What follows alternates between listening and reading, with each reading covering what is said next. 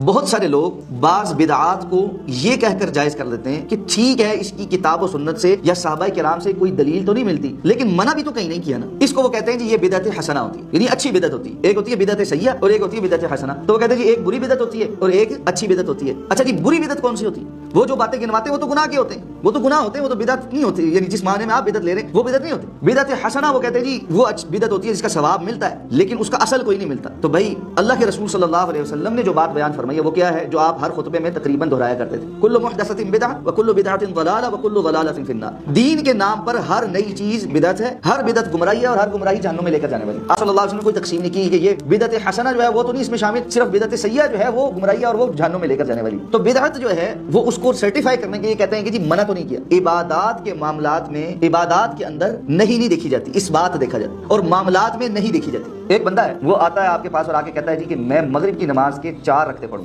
آپ سے کہیں گے نہیں ہوگی بھائی، 4 چھوڑ 3 بھی پچھلی نہیں قبول ہوں گی۔ وہ اگر آگے سے یہ دلیل دے کہ نہیں بھائی میں نے کون سی کمی کی ہے، ایک ایکسٹرا ہی پڑھ رہا ہوں نا، آپ کہیں گے بھائی ایکسٹرا کی بات نہیں، اللہ کے رسول صلی اللہ علیہ وسلم نے ایسا نہیں کیا، تو کہے گا روکا بھی تو کہیں نہیں نا، دکھاؤ مجھے کہاں روکا ہے۔ تو آپ اس کو کہیں گے کہ بھائی عبادات اس بات مانگتی ہیں، ثابت کرنا مانگتی ہیں، دلیل مانگتی ہیں۔ عبادت میں آپ نے نہیں دیکھنی، عبادت میں آپ نے دیکھنا ہے کہ یہ ثابت کہاں سے ہے کہ اللہ کے رسول صلی اللہ علیہ وسلم نے 3 پڑھی ہے یا 4 پڑھی، جو ثابت ہوگا وہ کریں گے۔